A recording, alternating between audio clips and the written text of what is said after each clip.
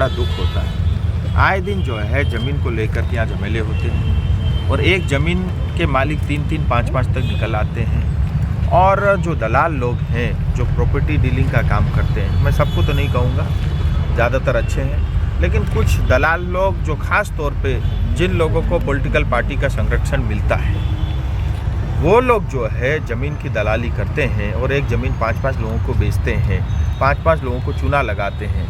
या मुझे बताया गया एक रिटायर्ड आदमी, कोई गोरखा रिटायर होने के बाद उन्होंने आई और आकर के ज़मीन खरीदे, उन्होंने 2 तला बिल्डिंग बनाया, लेकिन अल्टीमेटली वो बिल्डिंग जो है उनको गिरा दिया गया। सो बेचारे दोस्त तो उनका नहीं है, जो दलाल है उसको पता था कि फर्जी कागज़ पे वो डॉक्यूमेंट बना करके जो है ज़मीन बेच रहा है और एक आम आदमी ठगा गया। बेचारे आज वो जो है दर बदर की ठोकरें खा रहे हैं, किराए में रहने को मजबूर है। सो इतना सारा जो ज़मीन की धांधली होती है, ये प्रशासन की जिम्मेदारी है कि इस तरह के जो इलीगल एक्टिविटी को रोके। सिलीगुड़ी तेज़ी से बढ़ रहा है, ज़मीन के भाव तेज़ी से बढ़ रहे हैं और अगर ये इलीगल एक्टिविटी नहीं रोके गए तो भविष्य में जाकर के कोई बड़ी घटना और वारदात हो सकती है। ये प्रशासन और पुलिस की जिम्मेदारी है।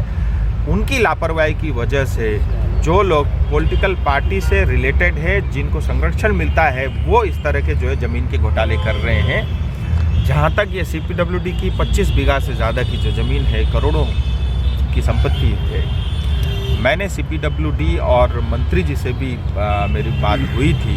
इसके ऊपर एक जांच कमेटी ऑलरेडी गठन हो चुकी है। जांच कमेटी ये जांच करेगी कि किस किस व्यक्ति को फर्जी तरीके से कागज़ बना करके यहाँ के जो है ज़मीन बेचे हैं और जो डॉक्यूमेंटेशन का काम करते हैं, जो रेवेन्यू ऑफिस में जो काम करते हैं पश्चिम बंगाल सरकार के, मैं उनको भी आगाह करना चाहता हूँ।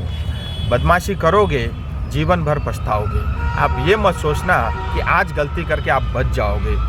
कोई जनता का, सरकार का पैसा चोरी करेगा, खाएगा, ब्याज समेत उसको लौटाना भी पड़ेगा और उसको जेल भी जाना पड़ेगा। इसीलिए मैं सभी जो रेवेन्यू ऑफिस में काम करते हैं, मैं उनको भी कहना चाहता हूँ, आप पेपर की जांच ठीक से करें, गड़बड़ी ना करें, गड़बड़ी करने ना दें। पुलिस प्रशासन से निवेदन करता हूँ, सख्ती के साथ इन लोगों के ऊपर में कार्रवाई होना चाहिए।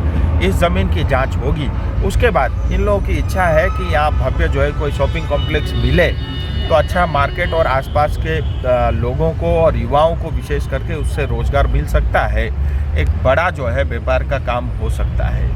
पहले तो जांच आ जाए, वो कागज़ हाथ में आ जाए, CPWD के पास जो है पूरी तरह इसका कब्जा आ जाए, फिर उसके बाद इनका जो सुझाव है उसके लिए मैं दोबारा से मंत्री जी से बात करके जो भी संभव होगा मैं अवश्य करूँगा। कमिटमेंट कुछ नहीं कर रहा हूँ, लेकिन मैं प्रयास करूँगा कि यहाँ लोगों की जो इच्छा है वो इच्छा की पूर्ति हो।